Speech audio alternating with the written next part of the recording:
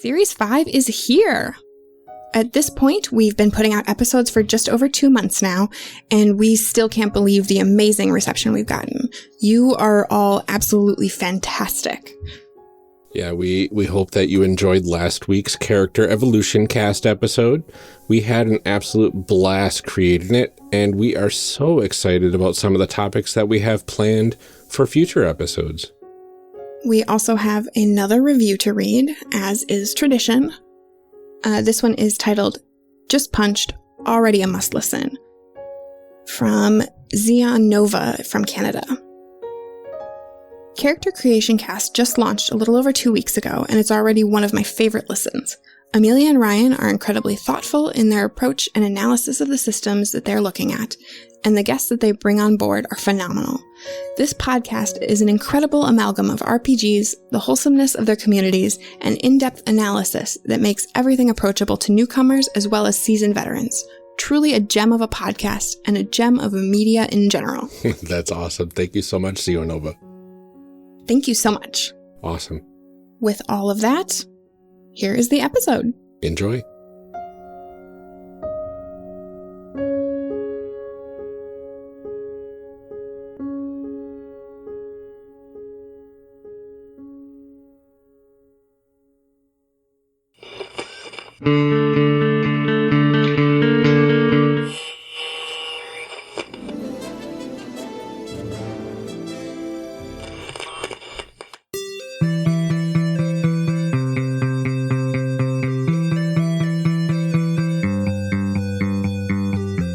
Welcome to Character Creation Cast, a show where we discuss and create characters, the best part of role-playing games, with guests using their favorite systems. I'm one of your hosts, Amelia, and this episode, my co-host Ryan and I welcome the wonderful folks from the Redemption Podcast, a Star Wars actual play podcast on the RPG Academy Network, for another stellar episode. We are here to discuss character creation for Edge of the Empire, a Star Wars role-playing game system published by Lucas Books and Fantasy Flight Games. Welcome to Character Creation Cast, everyone. We're really excited to have you here with us. Well, thanks for having us. We're moderately excited to be here. Well, that's better than I hoped. I would say higher than moderate. I would say satisfied. Yes. I'll take that. I'm satisfied to be here. All right. We're satisfied to have you. Yeah. Oh. Exactly. All right. Well, let's start by introducing everyone to our audience. We can start with Chris. Can you tell us a bit more about yourself and any other projects you are currently involved in? Well, currently I am the game master for the Redemption Podcast, and I'm also a player in a Shadow of the Demon Lord actual play called Tales of Blood and Stone. I've been gaming for a while, almost 27 years now, and just been loving doing the podcasting thing, and I'm glad and excited you guys asked us to be on. Yeah, definitely. Thank you so much for being here. And Michael, we're also joined by you. Can you tell us a bit more about yourself and your current projects? Michael, I play Tazi on the Redemption Podcast. In addition to Redemption Podcast, I'm also in the Tales of Blood and Stone podcast with Chris, again, a Shadow of the Demon Lord game. And then on Sunday evenings, I stream with the Return to Greyhawk show on the Greyhawk channel on Twitch. Also, a new member of the RPG Academy Network. I can also be found guesting on a number of shows, doing strange voices and things. Whenever I am asked to record, I almost always say yes. Yes. You can hear Michael in 2 separate episodes of Shadow of the Cabal. Mm-hmm. Very nice. Indeed. Thank you, Michael. Last but not least, we have the newest member of Redemption. Emily, can you tell us about yourself and some of the million other things you have going on? Yes, I'm Emily, and I play Isla Zarla on Redemption, the memory-challenged Duro. She's wonderful to play, and I love her, and it's been wonderful to come on to Redemption. My longest-running podcast is She's a Super Geek, which I co-host with Senda, and she's pretty popular. And then I've got Wednesday evening podcast Allstars. We are currently in my Dungeons and Dragons world of Avanti, and I'm DMing a campaign called Blood and Glitter. Sorry, opposite. Glitter and Blood. Nice. It depends on how you listen to it. If you know there's blood coming, you see it in the glitter first, but it starts out a little bit lighter. Awesome. So those are but I've done some voice acting and other things, but those are the big things. Very cool. Well, thank you all so much for being here. How about we jump right into finding out what this game is all about? What's in a game? Okay, let's do it. I'm ready. Ready to go. Okay, let's start with the setting for Edge of the Empire in particular. That's kind of where we wanted to focus this. Most people are at least familiar with Star Wars to a degree. What period of Star Wars are we talking when we play Edge of the Empire? Edge of the Empire is set after the Clone Wars, when the Empire has taken control of the galaxy, as they call it, or the systems. The big thing with Edge of the Empire and kind of the time period and setting is the fact that the Empire, they weren't very nice. They drove species off their planets or enslaved them or just outright kind of brutalized and took over several systems and forced people to do exactly what the Emperor wanted them to do. Most of the games are going to be set outside of the Empire, and most people are going to be playing smugglers or bounty hunters or people that are working outside of what the Empire allows them to do right now. Wait, the Empire's bad? Are you sure? Depending upon your point of view. I mean, technically within the system, you could play a member of the Empire. Mm-hmm. Probably not going to be the nicest guy. Or perhaps you're just brainwashed and you think you're doing the right thing. It's really kind of up to what you want to do. Mm-hmm. Or you can play a character with amnesia. You could. And not need to worry about all of that. Yes, you could. Is this just because you didn't feel like writing a backstory? Oh, no. What's funny is I have the backstory. That's fine. I was worried about my Star Wars knowledge and also taking an NPC to a PC. It was kind of like, let's add some mystery and depth and Chris said that this will let me take her in my own sort of way. I didn't have to stick with her, the backstory that was placed on her. Yeah, that was cool. That was a decision Emily and I made to pretty much free her up to do what she wanted to with the character and wasn't just set into what I had already kind of written. It just seemed like the easiest way to allow her to do what she wants to do as opposed to railroading her character into one direction. And that is a decision he has regretted ever since. Okay, so what do characters do then in Edge of the Empire, aside from the types of things that they can be? You know, to kind of go off of what Chris was talking about, especially with the time period, I mean, you're talking about a large number of people that are living, you know, outside of the comfort of the Empire. They're either being held down by them or manipulated by them in some way. And I think the characters that people tend to make in an Edge of the Empire setting are those that are trying to make a way for themselves, right? Mm-hmm. Yes. They may not be fighting the Empire. That might not be their goal. It may simply be to be able to put some, you know, food on the table and make it to the next job. Oftentimes they are maybe shadier characters. They might be smugglers, as Chris said. They might be pilots. They might be mechanics just looking for a way to live and get by, and get one over on the Empire at the same time. It really all depends on what you want to do with your character. And as we've seen in Star Wars, there's certainly a plethora of ways that you could take somebody and make them interesting and make them fun to play. Mm-hmm. Very cool.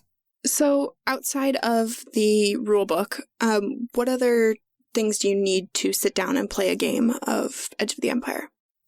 Fantasy Flight Games did design a dice system for this. They call it the narrative dice.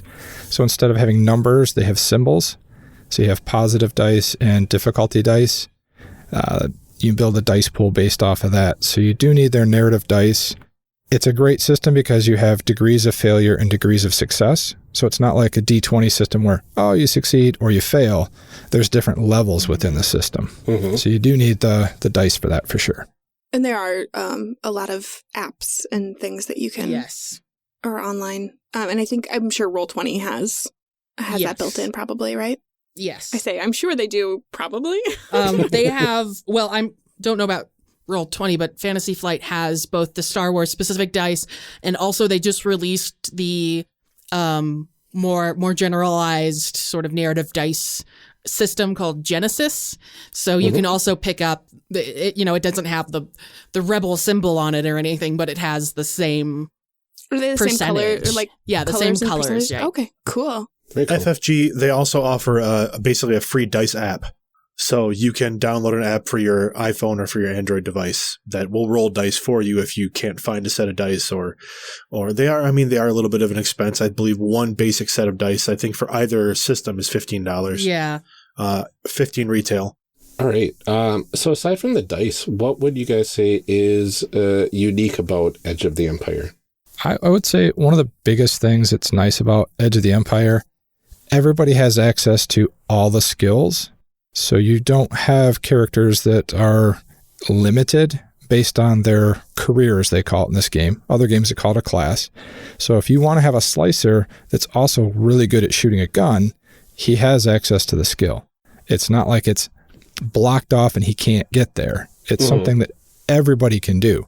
Everybody can try to slice into a computer and open up the door. It doesn't have to be the computer hacker. So if the computer hacker is busy, somebody else can try to do it. I think it frees up people to create better stories and allows their characters to have more options. In other systems, the thief is the one that's going to be opening the door. In this system, it could be, your tank, so to speak. Maybe he's the guy that's really good at opening doors. I think that's neat. The talents are real nice.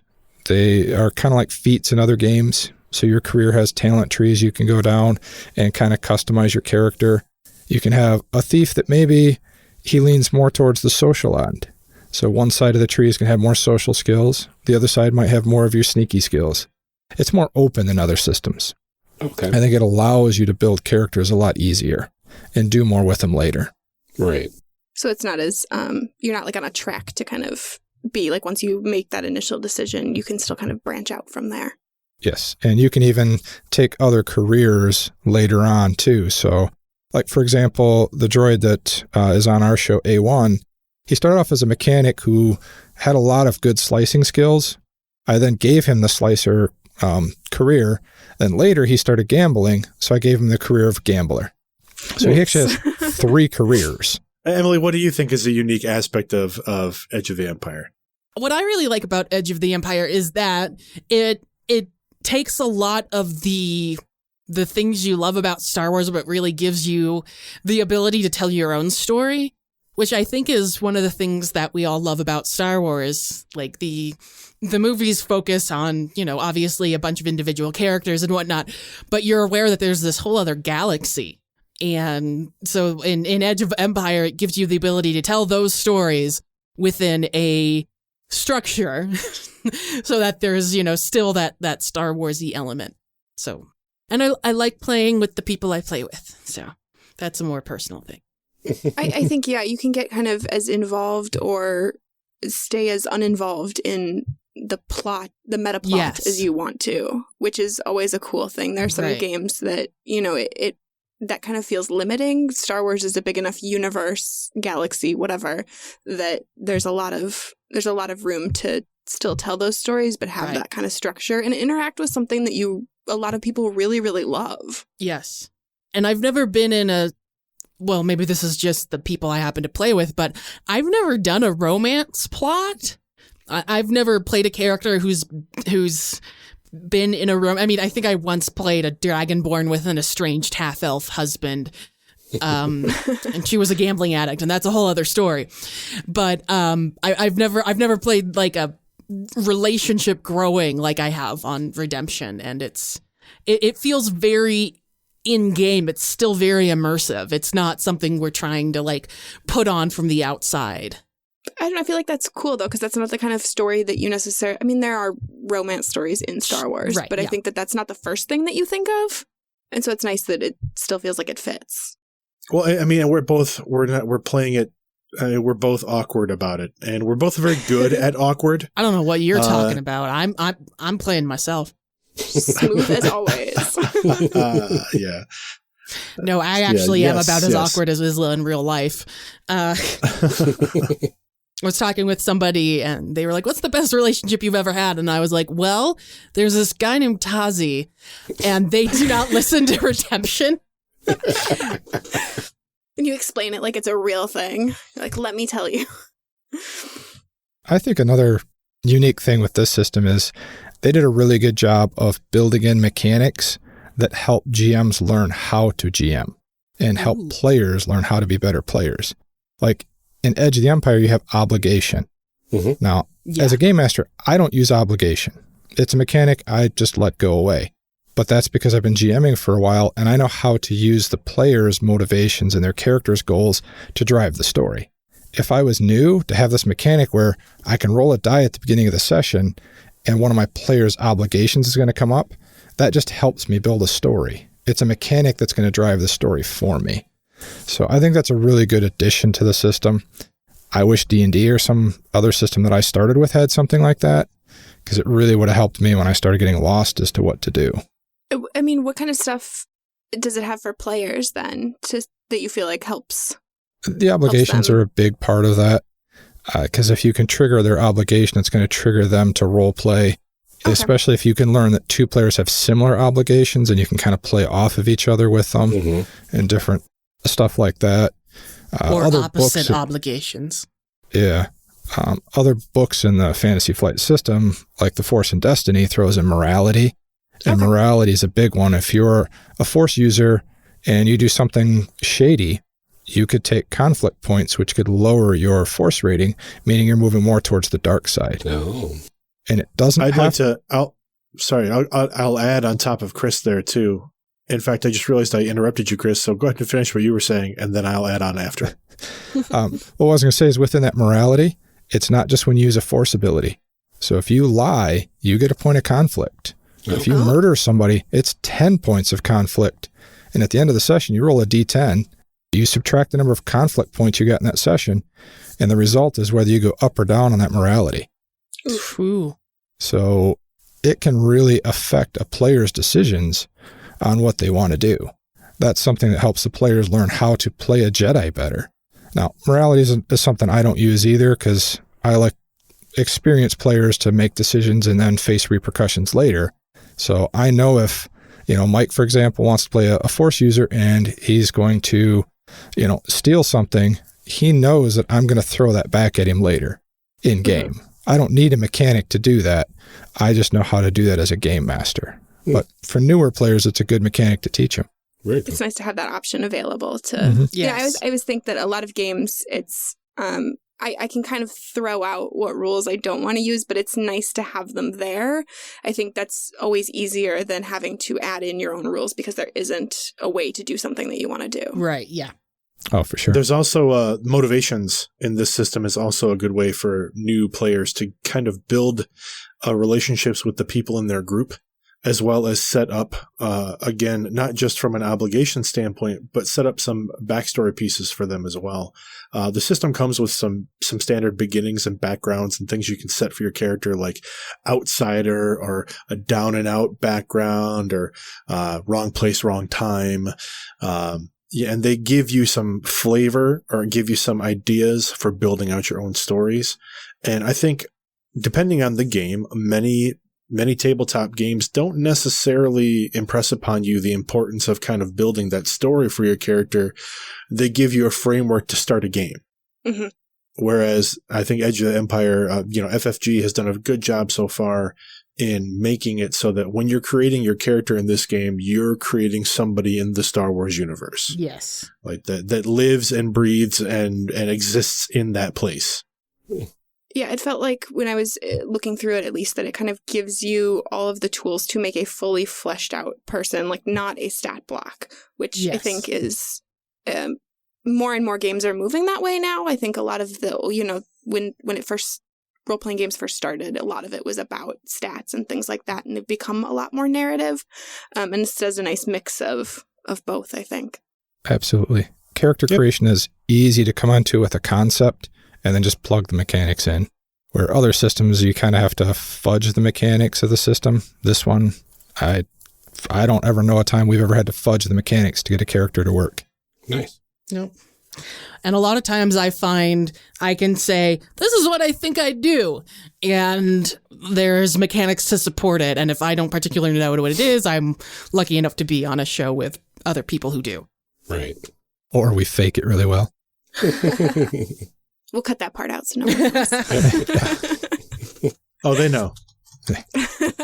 We don't hide it well. So before we jump into the full character creation part of this, we'll go into a little bit of background about the system and terms that we think people should know before we start into stuff. The game was developed by Fantasy Flight and released in 2013. The rulebook that we are using, Edge of the Empire, focuses on smugglers and bounty hunters. It's generally about characters operating outside of the law, like we said. There are also rulebooks for Age of Rebellion, where you play as rebels fighting against the Empire, and Force and Destiny, where you play as Jedi. And there are other Star Wars RPGs developed by Wizards of the Coast and West End Games. We are not focusing on those in this episode. Maybe eventually we'll get to those. I know people have strong feelings about which systems are better and all that kind of stuff.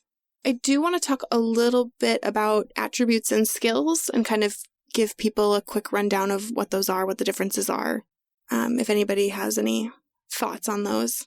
Well, in this system, attributes are called characteristics. So you have your brawn, which is kind of a blend of your character's strength and their overall toughness. Then you have agility, which everybody knows what agility is. Then you have intellect, how smart you are, cunning, kind of like your wisdom, willpower, how much can you endure, and then presence. Presence is kind of like charisma. Now, all of your characteristics are going to affect your skills and your talent trees you take later. All your skills are going to be based off a characteristic that's similar to it or that relates to it. So like athletics is based off of brawn, coordination's based off agility, medicine's based off intellect, that kind of stuff. Okay. And then the other thing I think that's different about this game, and we've talked a little bit about it so far, is talent trees. Does anybody want to kind of explain how those work and what they are? I can touch on this one a little bit. I'll probably need Chris to fill in some of it because he's the more mechanical of the three of us, probably. Mm-hmm. If you are anybody who plays video games or a gamer that's played any kind of role playing game in the last 10 years, talent trees are something you're very familiar with in the terms of the way a game works, right? You get your experience points, and then you can spend those experience points to build out talents that affect your ability to do things in the game. For example, a talent tree might be for the technician class, they might be a mechanic. And then if you look at the mechanic talent tree, there's going to be a lot of different talents that directly affect your ability to roll dice, penalties you might take to rolls for skills you might try to use, benefits that you might get from having that particular talent. So, for example, taking a particular talent might give you an additional blue or a success die that you could roll in the midst of making that check to help you succeed. It may take away a negative die or a black die that would cause you, that could possibly cause you an additional complication or a failure. That's basically the way the talent trees work, and you build those up again based on the experience you earn as you play. Every character gets a starting experience pool based on their race and some other things that you choose in the character creation process, and then you'll spend that XP to upgrade your core abilities. You can use it to buy skills, and then you'll also use that on your talent tree to kind of work your way down the tree and get into some things that you might find appealing for your character. Yeah. There's no levels in this system. It's just earned XP is what you use to build your character. So your starting wounds, which is how much damage you can take, which is based on your species combined with your brawn. The only way that can increase later is either taking talent trees or through cybernetics. So your wounds or hit points don't increase as you go up unless you do something mechanically or story-driven to do it. So that's a little different than other systems. I like it because it allows you to be a little more free with what your characters are going to do and how they grow. I'm the game master that says when you spend that XP, it's going to be on something you've done in the story. Mm-hmm. So, for example, Tazi, who starts off as a character as a great pilot, hasn't really increased a lot of the piloting stuff because we don't end up doing a lot of piloting. He's become a hell of a gunner, though. Mm-hmm. He shoots two pistols really well. So it's what you want to get out of the game. And that's just how we run it. Something else to note, especially when you're talking about like the brawn and your hit points, Edge of the Empire is a game in which it is difficult for a PC to die. As we've discovered. Not that anybody here has tried to kill another PC. No, nobody here. Never. The system is set up so that, you are playing as the hero characters, and the hero characters, unless there is some kind of story-driven narrative piece or, somebody rolls extremely poorly a number of times in a row, it's very difficult to kill or outright die as a PC. You'll take wound levels. You'll be incapacitated for a long time. It could take you time to heal up. We've had characters in back to tanks for weeks. Yeah, that was fun. But at the end of the day, this system is basically meant to be a storytelling system, much like Star Wars. And in Star Wars, it's rare that you see a main character bite the dust. Yeah, I think Luke Skywalker out in, Hoth survived all that horrible, frigid time and spent all that time battling monsters, and he still lived. Mm-hmm. General Leia getting busted out of a starship and then making her shot way into back. deep space. Yeah. And going, nope. Fair enough. Yeah, I like that it's pretty clear that you are playing as the protagonists of this story that you're telling. Yes. And I think the system is set up to make that happen and to give you the best experience while doing that, which is, kind of what I think you want out of Star Wars. You want to play those like big characters. They're not, there's nothing subtle about the main characters in a Star Wars movie or in the books or anything like that. So, but it's funny to speak to that too, because when you think about, like, when I think about like the first time I played this game, the point of playing this game is I wanted to be like kind of the everyday guy. Mm-hmm. Like I wanted to do who is in everyday dangerous situations or even like things that might be a little out of the norm for a regular person. Like, didn't necessarily need to be like the guy saving the galaxy, but maybe saving a couple people like from a slaver ship, Yeah.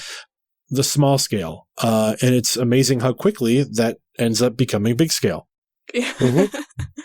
But at the same time, that fun is still there. You still get that Star Wars feel. You still get the excitement of getting to play kind of that hero character with the ups and the downs. The dice system certainly makes it possible to have some spectacular failures as well as some amazing successes. So, oh, definitely, yeah, because it's all narrative driven, and you could go as epic as you want with the right GM. Or you could be as mundane as you want with the right GM.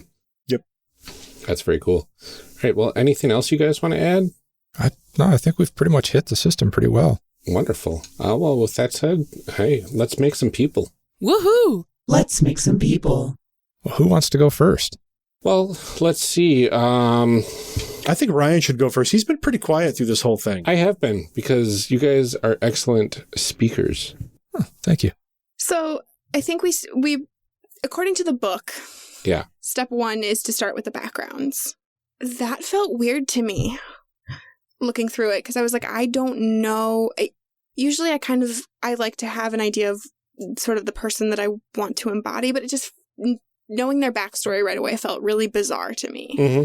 I think there's probably benefits to that. Do you guys usually start there? Nope. When you make a character for this, or do you do that last? I do it last, usually.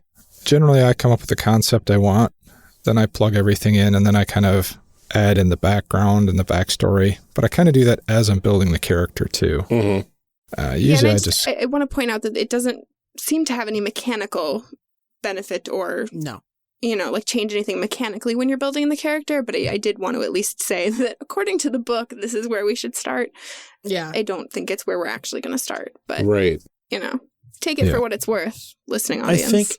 I think if you're coming into the game without an idea, I think a background is a good place to start. Yeah. Because it literally gives you that foundation for whatever you're going to make out of your character. Whatever race you choose, race or species.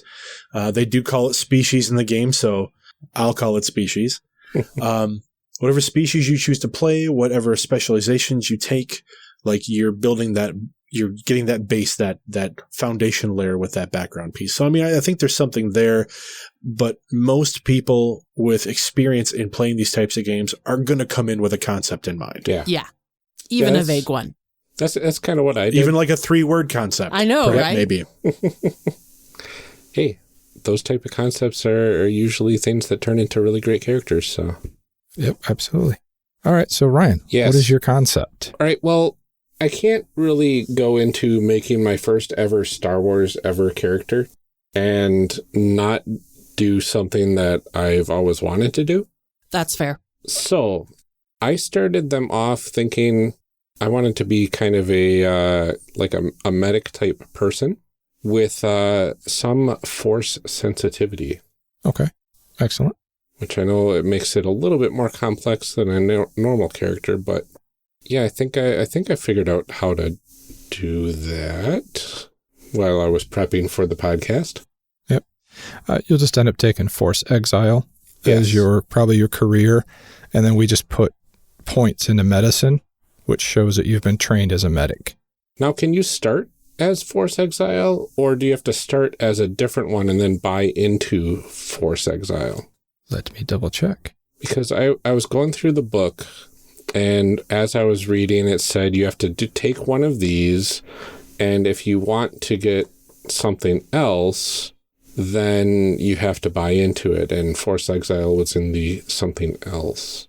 I believe you are correct. I believe with Edge of the Empire, they meant it to be a buy because Edge of the Empire as a setting is really more about the non-force sensitive characters. Yes. So they included the Force Exile background for someone to make a Force sensitive, but not necessarily make that their beginning character. The time frame in which the game takes place is mostly, it's around the time of Rogue One, right? Where Rogue One and New Hope, where the Force sensitives, the Jedi are almost extinct. Mm-hmm. They are, if people know about them, it's myths and legends. Nobody remembers only 30 years ago they were plentiful. Yeah. So in 30 years, they were reduced to legends. Well, and that just speaks to the power of the Empire. It's not just military force, the amount of propaganda that's out there and the amount of I can't think of a better term other than cultural brainwashing. Mm-hmm. I mean, they basically rewritten history. As the winners often do. Yes, as the winners almost always do. And so, yeah, something that was commonplace 30 years ago becomes myth and legend. Kind of like... And you're not supposed to be trained and, right. Because you're supposed to be sort of living on the outskirts of society and, it would be incredibly unsafe to try and train anybody, even if you had the knowledge to do so. Yep. You should just go hide in a cave. Yeah. I think the impetus for that also is that it gives you as a character a place to build to. If you want to make your character force sensitive, then through play, you can, take your character to that place where they are force sensitive. Like they discover these small things. It gives you a piece to play with in the puzzle instead of starting as a character that can already sense the force and, right. You do all these things. Yeah. And I think the reason why I chose human for my species is because they get that little bit of an experience boost at the beginning. And that allowed me to spend a little bit more points getting that Force Exile secondary career. So that's what I started with. So you started your character as a medic. So what's the actual specialization that you took to get the medic? Or I should say the career path, right? Yeah, career path. That would be colonist. And then that went to doctor. Yep. Got it. And then that was my starting career and specialization. And then from there, I was able to buy into the Force Exile specialization. Got it. Yes. Which that goes back to what Chris was talking about too, with the fact that, you can start like as your character, like you can start as a technician for myself, like a technician slicer. And then when we decide that we're going to spend our XP, maybe I've done something adventure that would lead me to, a bounty hunter tree. And you can just purchase into that tree and then I'll take your character down a side path or a different path. Mm-hmm. And you're not limited by a class per se. Yeah. And I know we haven't talked too much about XP pools and spending XP to buy things, but I think we'll get into that in a little bit once everybody gets through what they're choosing. So if you're out there, listeners, and you're lost as I was when I first looked at this game, don't worry, we'll get there. Absolutely. All right, who's next? I vote Emily. Oh, okay. And her 3-word concept. So my 3-word concept is decommissioned assassin droid. Nice. Ooh, so good. Thank you. And so I've been looking through the book as people have been talking. And assassin droid is one of the essentially sub-races or subspecies of droid. And so there's, nice fun stuff about that, about what's added to, you kind of get some extra special abilities and whatnot. And there's, helpfully enough, there's an assassin talent tree, mm-hmm. which I think will help. And I think the idea of being decommissioned assassin droid means the idea being like I could fit in with any group, because a decommissioned droid, the question is, what do you do? Are you out just for that bounty? Have you fallen in with this group of other people who have loyalties? And so an idea of someone who's sort of on that down and out and kind of searching for what they're doing. And then of course with the droid, you get to pull in they have programming, but if they're decommissioned, they're not being upgraded. So it's kind of like, if you have an old phone, once it stops being upgraded, you have to start getting creative about what you do mm-hmm. to keep it working. Very cool. So would you still take the assassin tree then, if you are...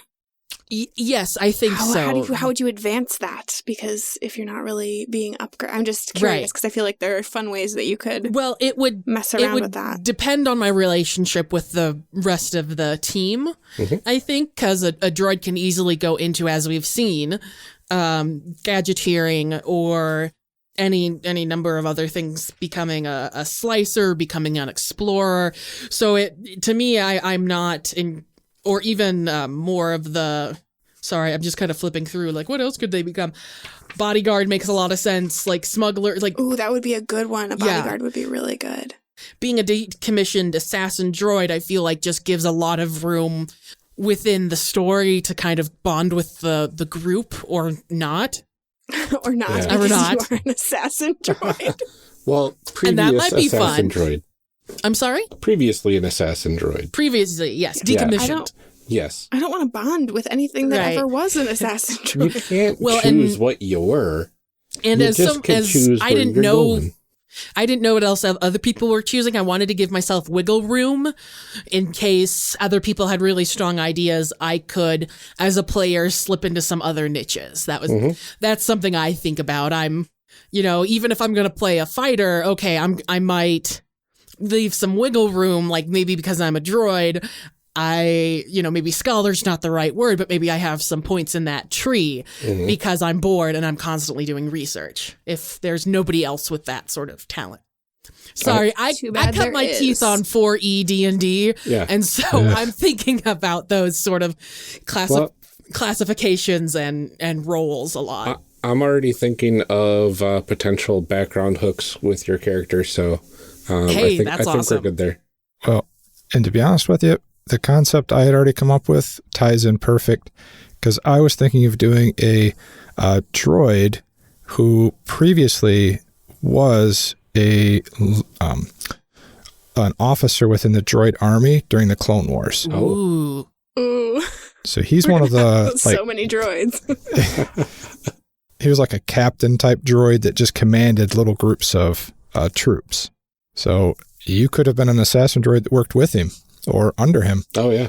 And if there's backstory and there's tension, maybe they had the same rank, but in different areas. So they were technically called something different, but neither of them outranked each other. So there's a constant tension about whose orders do you follow or do you give the orders?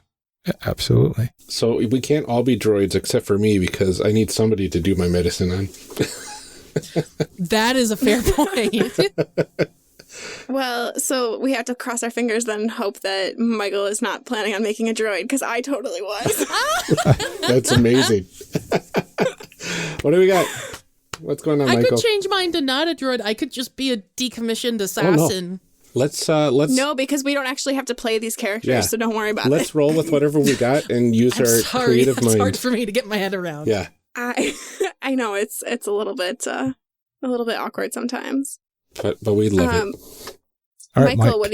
what are you putting together here? So I came up with a slicer. Good.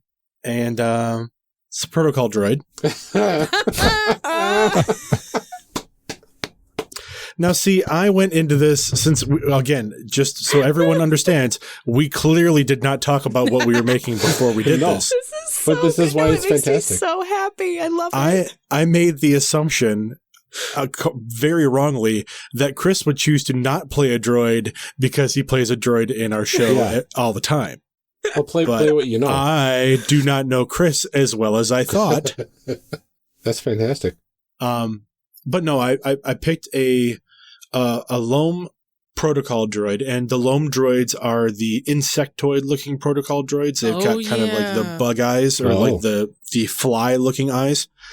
I chose those droids because they were listed as being like the best way to put it is the manufacturer was stopped because they continued to have personality issues.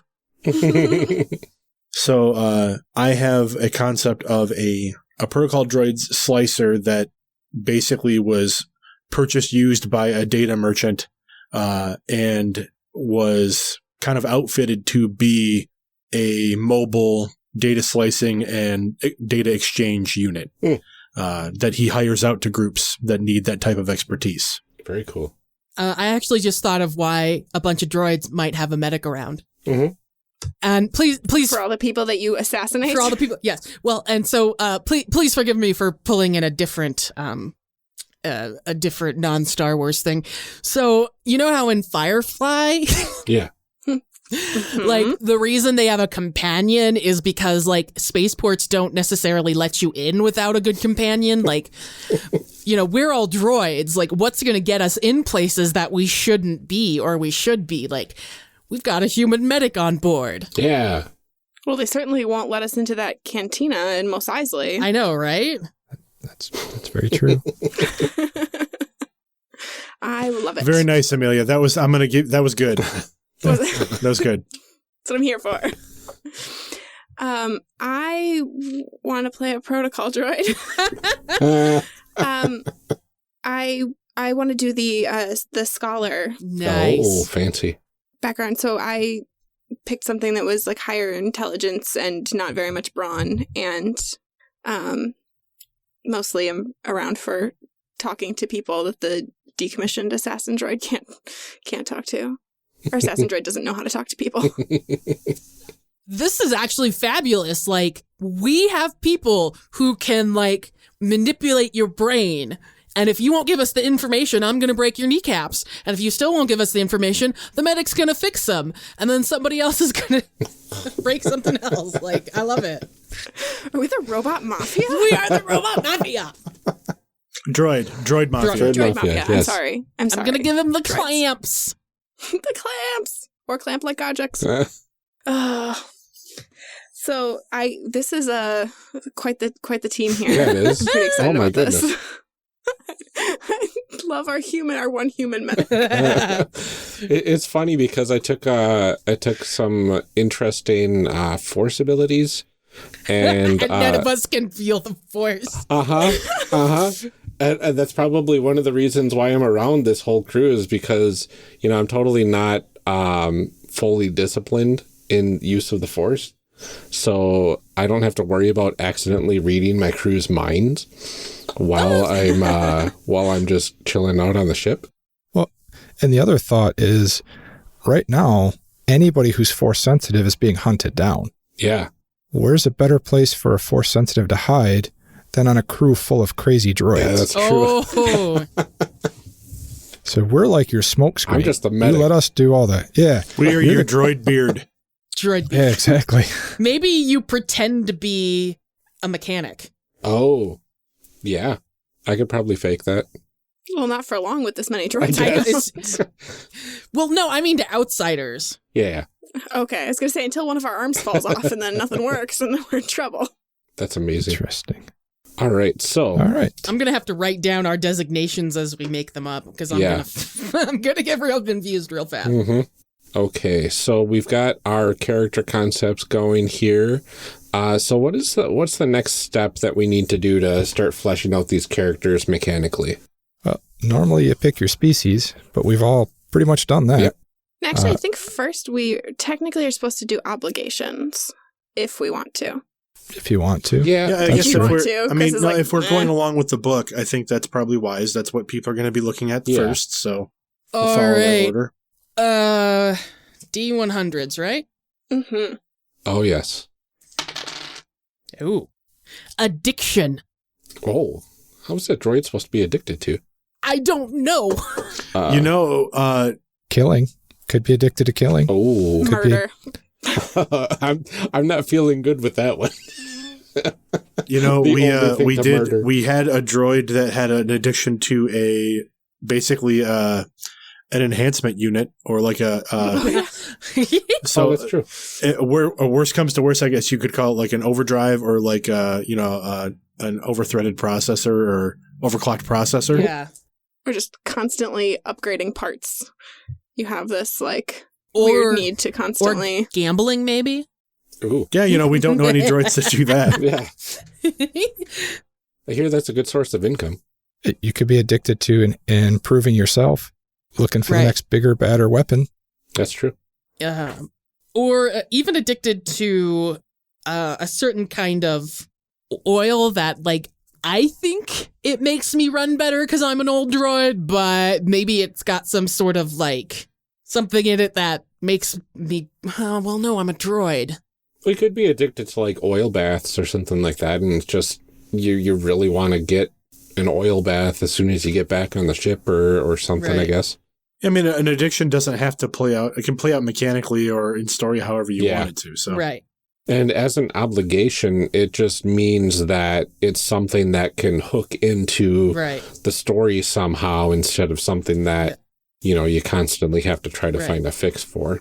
I do like the idea of being addicted to upgrading myself Okay. as someone who's decommissioned. Very cool. Yeah, I feel like that's a good fit. Yeah. I have to take care of myself because nobody else will. Right. Well, except for the whole crew that we got here. But can we trust each other? Oh. No. Probably not. Thank you. So, Ryan, what did you get for yours? I got betrayal for mine. Ooh. And kind of what I was thinking is, since my character background was from a middle class sort of background, I think that's what I chose. Let me see. Yeah, so middle class. I kind of decided that I came from a family that was, effectively barely making ends meet. And I had... Ironically, very middle class in the Empire. Yeah. Mhm. And I had kind of a higher calling that took me off-world. And my family feels like I basically betrayed them and the community as a whole. And they kind of want me back because of my skill set with my medicine. Medics are kind of hard to come by where I come from, as well as my special abilities that some of them have come to rely on a little bit. Mm-hmm. I like it. I feel like that fits really well. Yeah. Boy, I can just hear like a someone in your family guilt tripping you. Oh, yeah. Hardcore. Well, I rolled randomly and got responsibility. Nope. So I think since he was a captain in the Clone Wars, and obviously the droids didn't survive, that now he has a stronger responsibility to keep the current crew together and alive. Oh. Ooh, I like that. That's really good. I like it. Mike, what'd you get? I chose Duty Bound. The background for the character is that the beginnings and reason for adventure were a little bit sticky for this because it's a droid. Yep. So I decided to kind of go with the general story, which was that the droid was purchased by the data courier, used as, a mobile data courier and slicing unit. So the duty bound background, or the duty bound obligation, comes from the fact that, like, the character feels a duty to this individual that's basically refitted them, or like made them useful again, and relies on them to complete the tasks associated to them. So I took that as the obligation. Okay. Very cool. Amelia, what was your obligation? So when I did it randomly, I got debt, which I just was not feeling really. And the more I think about it as we're kind of building the story, the more I think that I want to take blackmail. Oh. I think this protocol droid has some information that people want, and I'm trying to figure out exactly what that information would be or how this works. But I think my job as scholar is to know things. Mm-hmm. And so...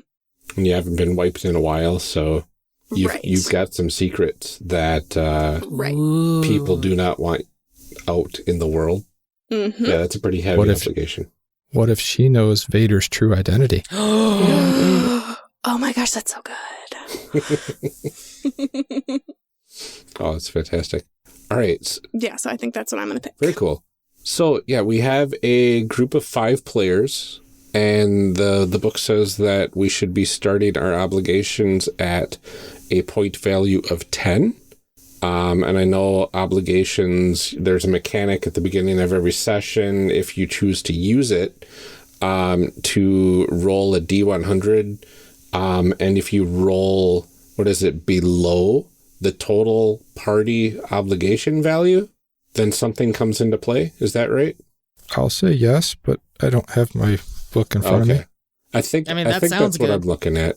So I know that there's also in character creation for this system, you can add 5 or 10 obligation points to your total and gain extra starting experience or extra starting credits as well. So if you make your obligation heavier and something that'll be more detrimental to the crew, basically, it sounds like you can actually start with a little bit more of a bonus to make your character a little better to start with. Yep. I usually encourage people to take the experience points up front. Yeah. Unless there's something they're dying to, have a piece of gear they have to have. Right.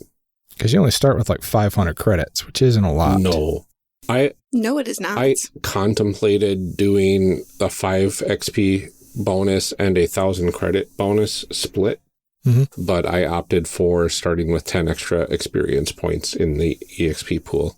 Yeah, and that, to me, fits more the theme of Edge of Empire, because you're supposed to be kind of down now. Yeah. Right. And based on the crazy droids here, we're probably not the luckiest crew. No. No. I don't know what you're talking about. I think we're doing fine. Exactly. So the next step would be selecting a species, which we've all kind of done already. Yep. And we've got our career and our specializations. Well, let's talk about the careers a bit for those people kind of getting into the game. Oh, yeah. Because the way the careers are set up, the careers kind of direct you to the talent trees, right? Mm-hmm. And each career has a number of specializations you can go into. Yes. For instance, I'm taking the career of colonist with the specialization of politico. Okay. So as a colonist, I get to choose 6 skills from the list of charm, core worlds, deception, education, leadership, lore, negotiation, or streetwise. What that does is that gives me a free rank in training in those skills that I choose. So I chose core worlds, education, leadership, lore, negotiation, and streetwise. Okay.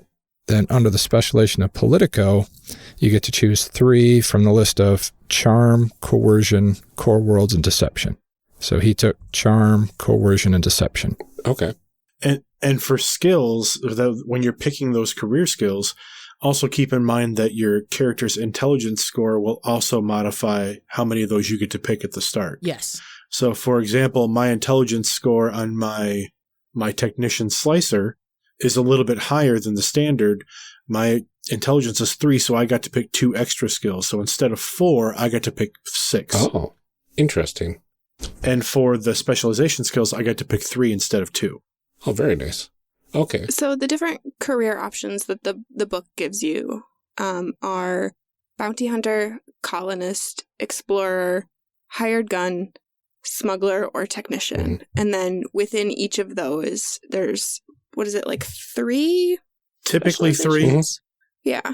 And so it kind of just keeps further breaking down from there. It sounds like, Emily, it sounds like you picked something other than colonist. Yes, I was going with bounty hunter, assassin. Okay. So the bounty hunter is broken down into 3, survivalist, gadgeteer, and assassin. And I thought decommissioned assassin droid should probably know something about assassinating. Yes. So. And so I also picked colonist, and then for my specialization, I went with scholar. Nice. Yeah, and I also chose colonist, and my specialization was doctor. So we actually covered all of the colonist specializations, which is interesting. And Stay again, tuned for another episode where we pick something other than colonist droids. Yep. And I went with technician, and the specializations there are mechanic, slicer, and then I think there's also a outlaw tech, which is basically someone who creates or modifies existing technology to make things more powerful. You know, customize weapons, customize gear, that type of Right. thing. Oh, cool. One of the other things I was considering because of my addiction to upgrading was putting some points into, the explorer career has a talent tree called trader, as in like I trade materials, not as in I'm actually fighting for the enemy. I'm a sleeper Sith agent. Not that anybody here would ever play that. So outlaw tech might fit you better if you're doing modifications to yourself. Oh, that's true. Mm-hmm. Yeah, outlaw tech. I always think Boba Fett. He would be an outlaw tech. That's awesome. Yeah, so there's any number of ways we could go, and I will decide before we record later. awesome. Outlaw, there it is, So- under technician, I see. Yep. Yeah, I mean, I think all of them have kind of cool option, and some of them have some crossover within the trees too of skills that there are skills that appear in more than one tree. So Yes, you can definitely stack some things up and create a backstory through them. Definitely. Oh, nice. There's a talent tree with smuggler just called thief. There's a scoundrel and then a pilot. I'm going to look at scoundrel because I really like that idea, maybe for another character at some point. Oh, that's awesome. All right. So now that we have our career and specializations picked, we can invest our experience points. And Correct. This is what I was talking about earlier. We each start with a pool of experience based on our species, right? Correct. Mhm. Yep. And then you can choose to gain up to 10 more if you up your obligation. So as a human, I started with 120 experience points. and droids started with 175, Yep. I think. 175. And that's a game balance mechanic because the characteristics for droids all start at 1s. And humans, I believe they all start at 2s. Yeah. So droids have to spend more when you build them in your initial characteristics to kind of even it out. Right. That makes a lot of sense. Because I heard 175, I'm like, holy cow. Yeah. We're going to be so much better than you. I know, seriously. I'm surprised actually that so many of us picked droids because looking through, because all of those characteristics start at 1, I thought, I don't know if I really want to do this because, like, it feels like you're starting from behind a little Yeah. bit. It does seem to balance out as you build them, though. Yeah, I didn't think that far into building. I was just like, I want to play a freaking So I decommissioned increased my assassin intellect. Yeah. I increased my intellect and my willpower to 3, and then cunning, agility, and brawn to 2, and I left my presence at 1. That'll work. That's an amazing protocol droid. Oh gosh, I can't stand you, but you're so useful. Yep, that sounds like it. Yeah, pretty much. I'm not saying I was a good protocol droid.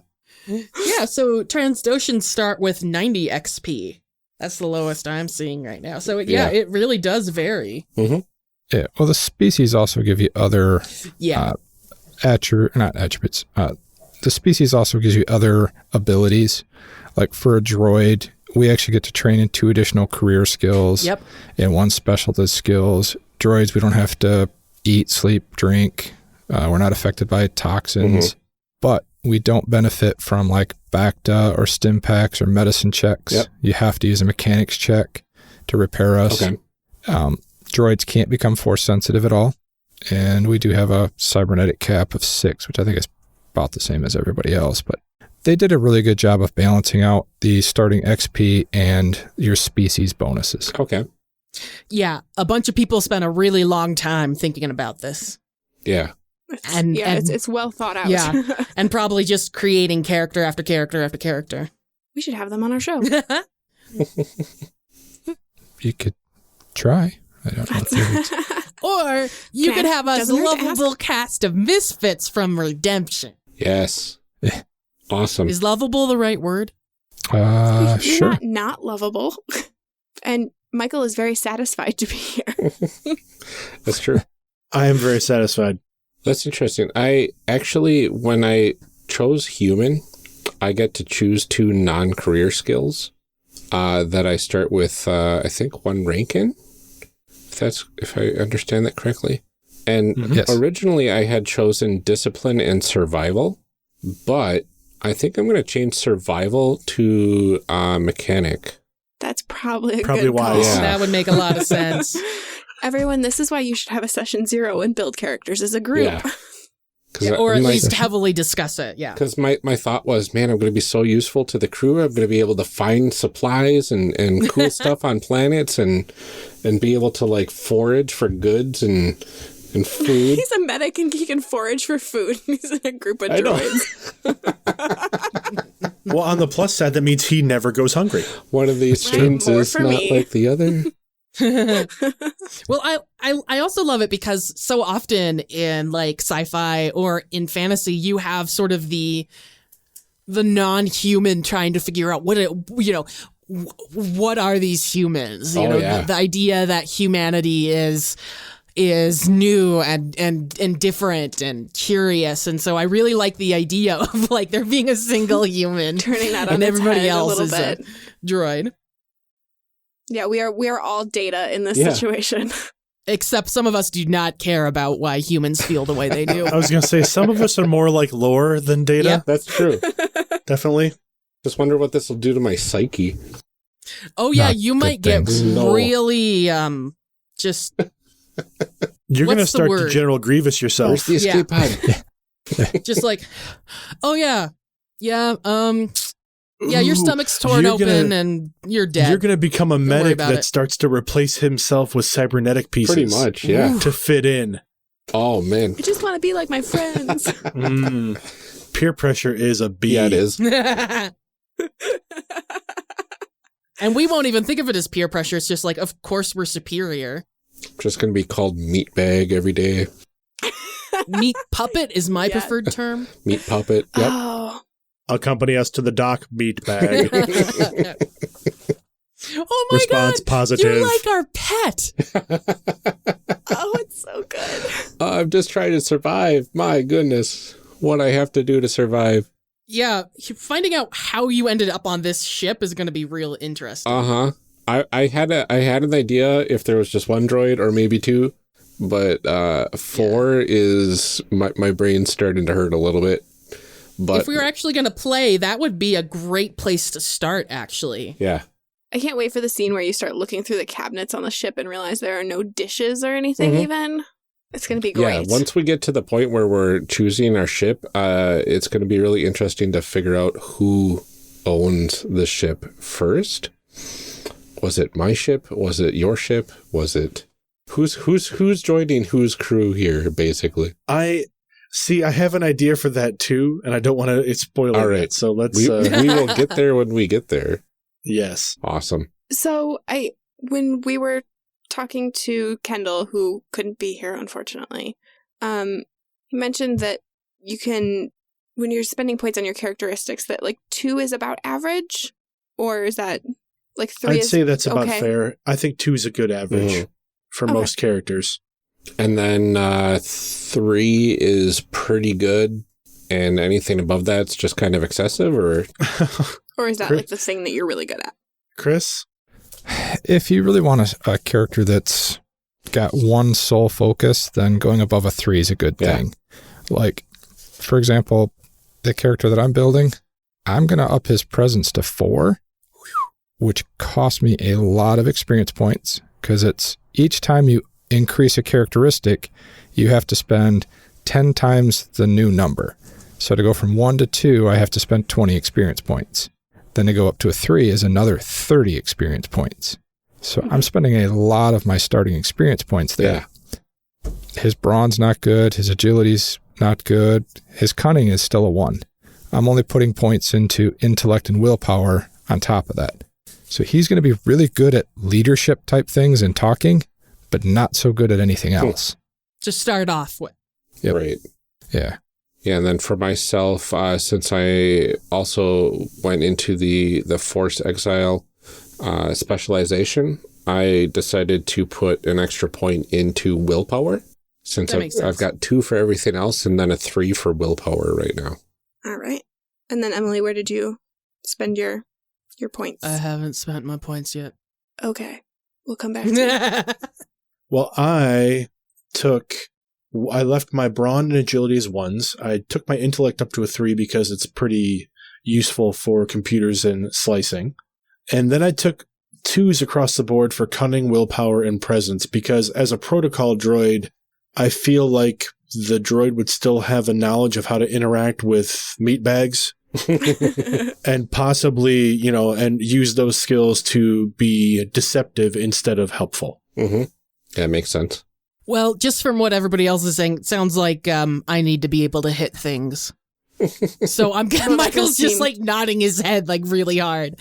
Yeah, it sounds like I might be able to. Accurate. Yeah. Well, you're the if you could be shooty punchy, we'd really appreciate it. Yeah, shooty punchy, got it.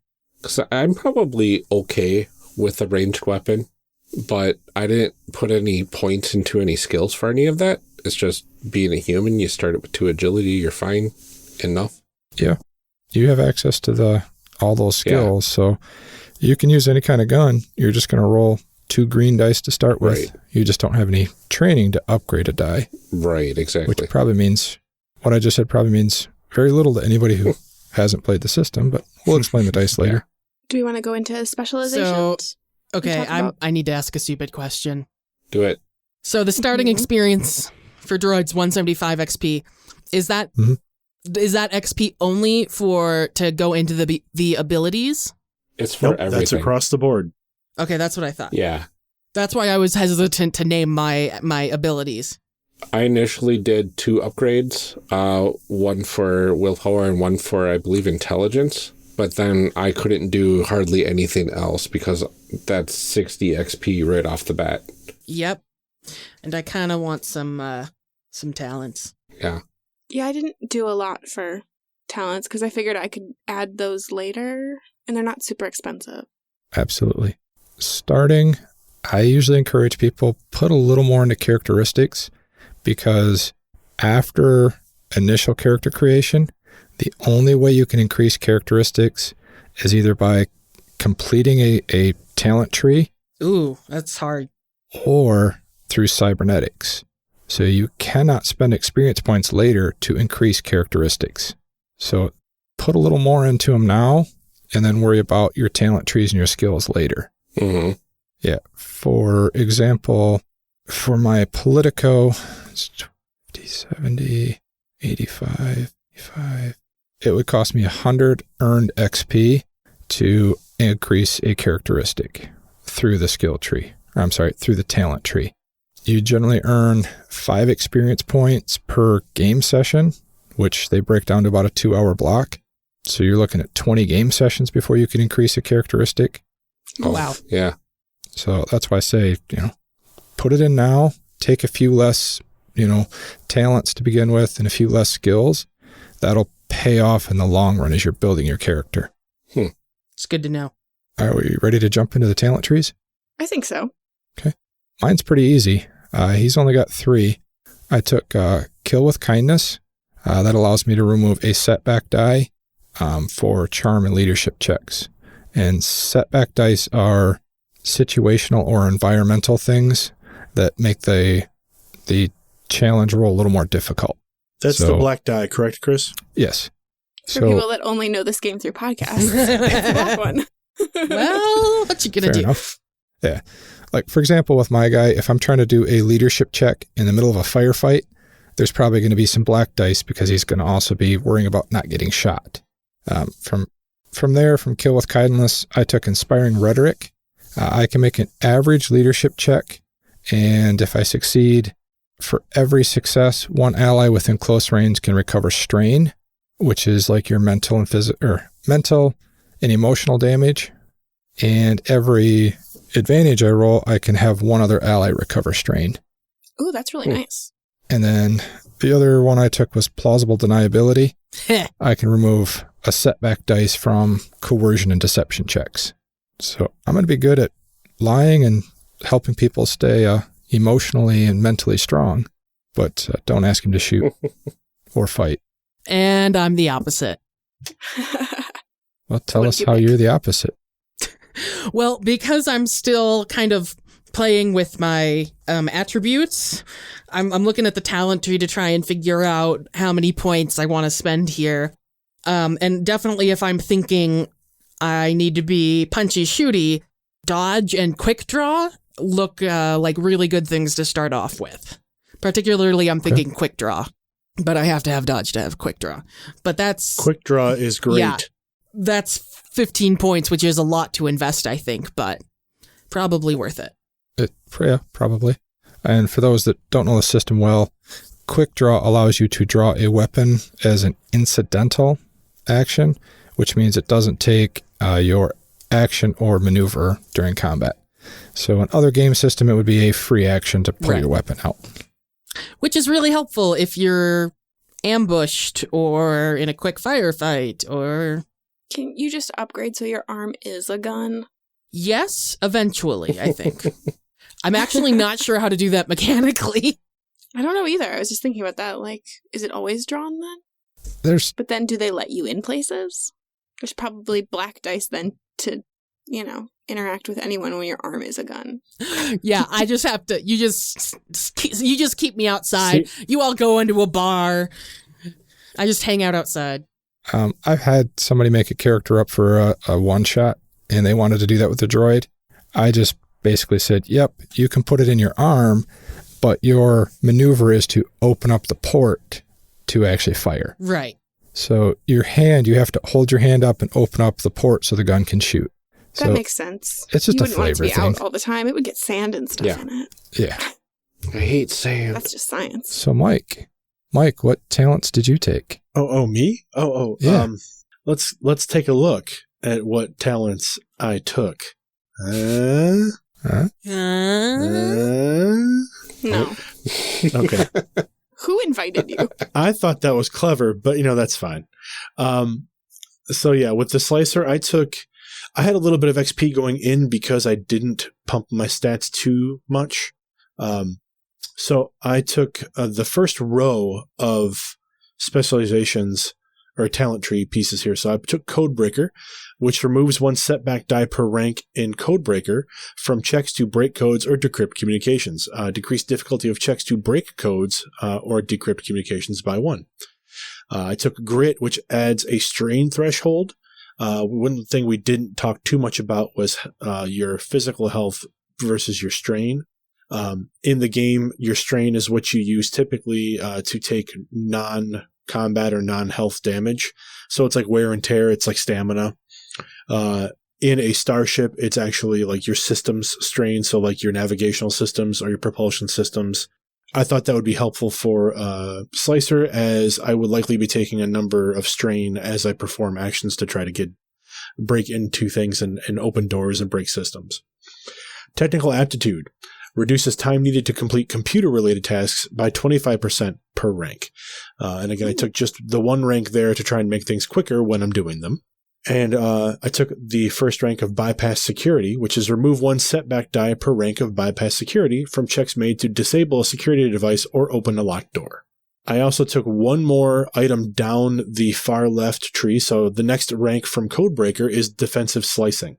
When defending computer systems, add setback die per rank of defensive slicing to the opponent's check. So I can effectively give somebody a setback die if they are trying to break into our computer system. Oh, very cool. I like it. And that is all for my talent tree. All right. I've been kind of... Shall I go next? Oh, yeah. Or do you want to go around? Oh, feel free to go. Okay. So I just picked 2 because I spent a lot of points in my characteristics. So I picked Respected Scholar, which lets me downgrade the difficulty of checks to interact with institutes of learning by 1 level per rank. And then I took Researcher, which lets me remove a setback die per rank from all knowledge checks. And researching a subject takes half the time. Nice. I want to point out that one of my options is Speaks Binary, which just felt silly for a droid. But you get a blue die per rank when directing NPC droids. Interesting. But I don't know how many NPC droids there'll be if we're all PC droids. Yeah. Could be a lot. Maybe. Yeah, could be. All our friends are droids. I'm just surrounded by droids. The curse of the droids. Hey, we know plenty of non-droids, okay? One of my closest friends is a human. Best friends. Yeah, one of our best friends is a human. Oh, fantastic. Gosh. Ryan, what did you take? All right.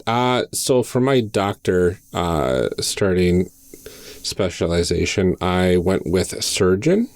And originally I had thought to take back to specialist, but I decided that's probably not as useful. So I took that away and went into buying the Force-sensitive exile specialization.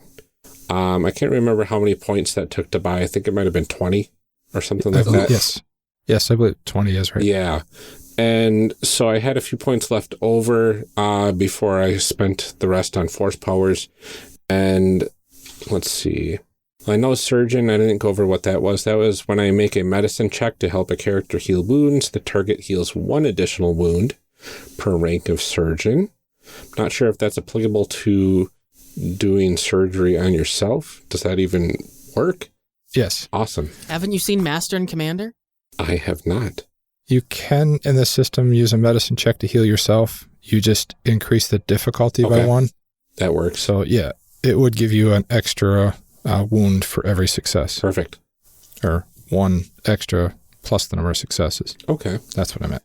And then for my Force-sensitive exile, I took Uncanny Reactions, which adds 1 bluish square block. I don't know what that means. It's a boost die. A boost die. 1 boost die. Okay. Per rank of Uncanny Reactions to all vigilance checks. Oh, nice. Okay. And I was debating on getting rid of this one, but I think I might need it. I took Forager, which allows me to remove 2 black die from skill checks to find food, water, or shelter.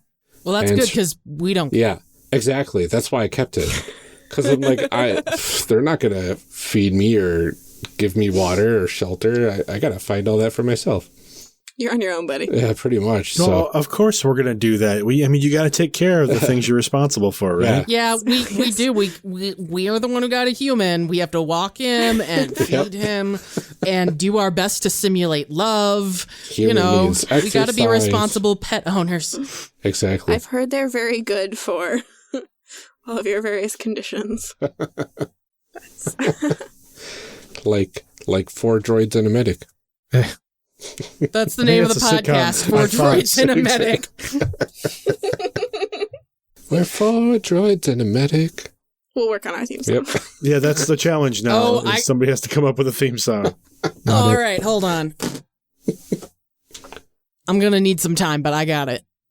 Okay. Like, I don't got it, like, right now, but it would help if we had Thinking names.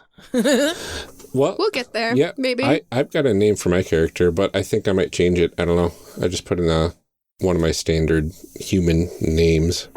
What's your I standard? was just going to put some letters and numbers together and see what happens. What's Yeah. your standard human name? Well, I had a character in the Old Republic who was a Jedi, but can't really be a Jedi in Edge of the Empire. But I just used that name, which is one of my go-to names. Edric. It's a good name. I don't have Edric. I don't have Solid. a last name, though. Noun verber. Always. Edric Surgeonmeister. No, that is not my name. Blade We'll work on Cutter? it. That sounds kind of badass. Edric Droid Pet? I don't know. I don't know why my parents had this name. Organ masher? Every time we introduce you with a different last name. Nobody's ever sure what it is. That's probably And good. every time you try to correct us, we're like, be quiet, human. Yeah. I might have actually You will respond to what we tell you to respond. I might have actually even dropped my last name, or I go under an alias to protect my family. Because if my real last name were to be discovered, and I'm a quote unquote known Force user, my family could be kind of strong-armed into possibly giving up my position. Or killed. Yeah, or killed. Or, yeah, any number of things. Then I'll have to look into the Can we sunsets. adopt this human? Are we allowed to legally adopt him? I'm not sure in the Edge of Empire if legal adoption is a thing. Like, do people... You know what? It doesn't matter. people There's no, I bother don't with recognize any that? legal authority Yeah. anyway. Exactly. It's like, given the state of the universe, like, are we really going to spend our time in, like, legal quandaries about adoption? Well, I did choose to only So be... we'll just give you a series of letters and numbers as a last name, there and you now go. you're part of our family. Edric, K24. That's how it works, I think. Yeah, might as well. If you give someone a droid name, they're a droid. Exactly. I did go with a relatively One young of age, us. too. One of us. Ooh. 19. Oh, that's So- a good Star Wars It's a age. baby human. Yeah. So I'm a baby human. Yeah. Oh, we can't fix him now. He's not fully mature. Yeah. Not till he's 25. He can't even rent spaceships. Yeah. yet. I think the chastity belt is our best idea. Uh-oh. Okay, you I guys. still go with a shock collar. Yeah, but he might start liking that. You know, humans, they're so weird. We're just making more editing for Ryan. Come on. Sorry. I'm sorry. That's What is the next step? I'm 4 skills. margaritas in. All right. So some skills, huh? Yep, Did anybody else? I didn't buy any skills. I did. I did. Yeah, I Okay. also did not Should buy I skills. I didn't have any points left. You don't have Then to. if you didn't have any points left, It's, Keep in I mind, could it is hard to buy skills without points. I could I could make some adjustments, but keep in don't mind wanna- when you picked your career, you had those career skills and the specialization skills that Right. give you training in those particular Right. skills. And to upgrade your skills, a career skill is 5 times the rank. Non-career skills are 5 times the rank plus 5. Mhm. So it costs more to get those. okay. It's not uncommon for you to not spend money on skills to start with, to just go on those career skills, because that's what your training is in. Cool. You trained Right. on these things. That's exactly what I decided to do. Well, I mean, I feel like as a droid, I have a pretty limited, Yeah. This Like- is what I was, programmed, trained, whatever, Mhm. to do. Yeah. I took a rank in perception, and then I took a rank in ranged light, because I figured a droid who was in the army would have those things. Mhm. That's the only 2 skills I took training in, because that's all the points I had left. Nice. What about you, Michael? Did you buy a couple things? Or? Yep, I bought 2 points. I bought a point in charm. Again, going along that protocol droid kind of trying to be slick and deceptive route. And then I also took 1 point in computers, which I already had some in for my career. So it made computers a pretty strong skill for the character in general. Nice. That works. Yeah, and then... What about you, Ryan? I didn't get... Oh, I also took a point in ranged light because, again, you got to be able to protect yourself. Yeah. Sorry, Ryan. No, that's all right. For myself, I didn't get any skills because I put the rest of my points into my force powers. And I know nobody else has force powers, so if nobody else has skills, I could cover what force powers I took. Yeah, go ahead. Yeah, it sounds like Emily and I are on the same page of I not spending points on things. Yeah. All right. So let me just pull those up quick. Not doing math. Well, and I felt like for a droid, I got a lot of skills through my career, at least to start with. Yeah, I didn't feel like there was a lot of stuff that I you know, had to have. I maybe could have learned how to use a weapon, but I'm a protocol droid, so. Yeah. Now, for the Force, in Edge of the Empire specifically, there's 3 force power trees. There's the move tree, which is your basic force push and pull and all that stuff. Influence, which is what the Jedi mind trick stuff and whatnot, right? Talks about twisting the feelings and thoughts of others and different types of control and duration and all that sort of fun stuff. Ooh. And there's and there's also the sense force power tree, which is opening yourself to the force and the world around you and sensing the unsensible without it, I guess. Sense has to do with knowing where living beings are within an area, and then kind of knowing the emotional state of a target that you are focusing on. Okay. I sense the presence. I don't remember the quote, I'm sorry. Yeah. Well, no, that's a good example, though. When Vader was standing up there and he says, I sense the presence of my old master. Yeah. That's a perfect one for sense. Yeah, so I actually took 2 different abilities in the sense tree. So I took the sense basic power because that starts at the top of the tree and you can't take anything without taking that one. Right. That basically the force user can sense the force interacting with the world around them. It can sense living things or emotional states, like you said. But then I took one of the controls for sense thoughts. I can spend a force point. I think that's what that is, right? Yes. And the force user senses the current thoughts of one living target with whom they are engaged with.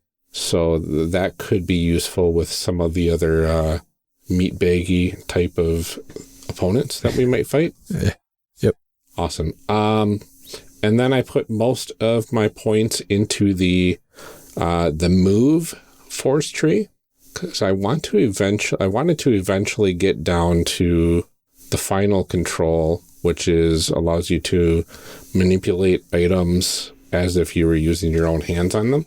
Ooh. That takes a while to get to, but I wanted to get a good head start on it. So I took the basic power of move, which I can move small objects with the power of the force. Default maximum range is short range, and it looks like you can upgrade a lot of it as you get on the tree. So I put in 2 extra categories of range right away, which allowed me to get to the control upgrade of hurl. So I can hurl objects to damage targets. Correct. Yeah. And dealing damage equals 10 times the silhouette value. Okay. Now, one thing I would, just to back you up. Yeah. Right now, you can move an object of silhouette 0. Which would be undamaging. Yep. Because the hurl, the way it reads is it's 10 times the silhouette. Okay.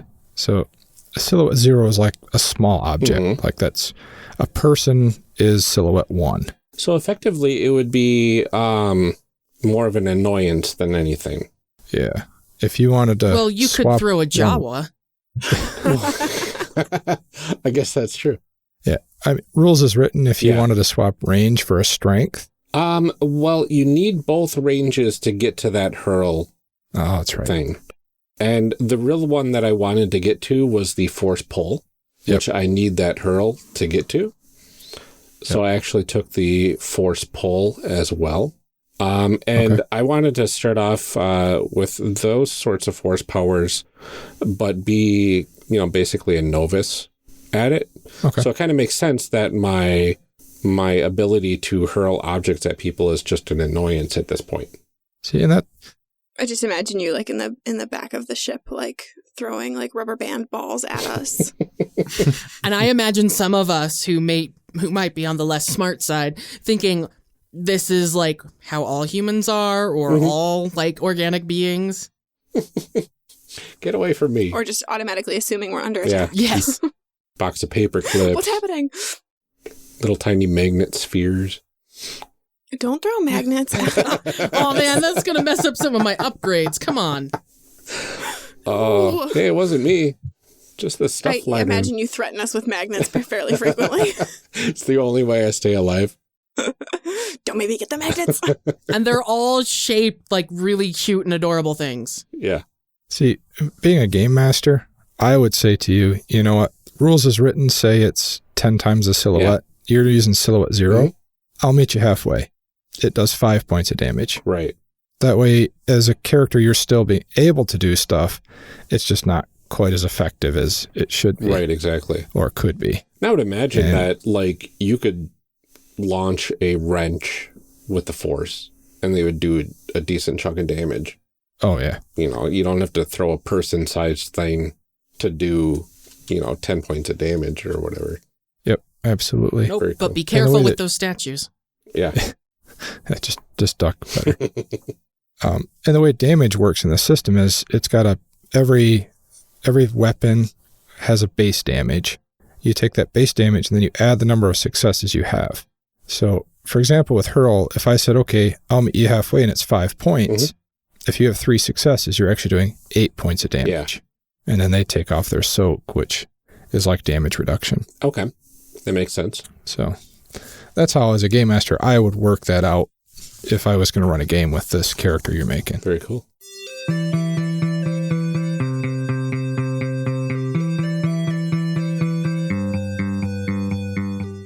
Thank you for joining us for part 1 of this character creation series. We'll be back in part 2, picking up right where we left off. Character Creation Cast is a production of the One Shot Podcast Network and can be found online at www.charactercreationcast.com. Head to the website to get more information on our hosts and guests, or even some of our character sheets. Character Creation Cast can be found on Twitter at CreationCast. I'm one of your hosts, Ryan Bolter, and I can be found on Twitter at Lord Neptune. Our other host, Amelia Antrim, can be found on Twitter at Ginger Reckoning. Music for this episode is used with a Creative Commons license or with permission from the podcast they originated from. Further information can be found within the show notes. Our main theme music is Hero Remix by Steve Combs and is used with a Creative Commons license. This podcast is owned by us under Creative Commons. This episode was edited by Ryan Bolter. Further information for the game systems used and today's guests can also be found in the show notes. If you like the systems discussed and wish to purchase them, links to the products can be found in the show notes. Also, check the notes or the website for cool stuff to go with each character, such as dice or mixtapes. Thanks for joining us, and remember, we find that the best part of any role-playing game is character creation. So go out there and create some amazing people. We will see you next time.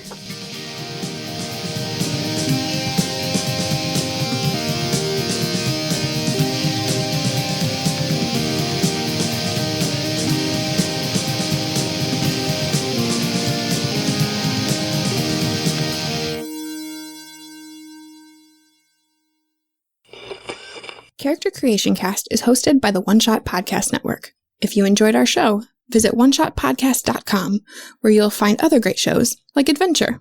Adventure is a bi-monthly actual play podcast hosted and created by Pranks Paul. Adventure brings your favorite shows and characters to life, combining fan fiction and tabletop into a delicious, chaotic sandwich.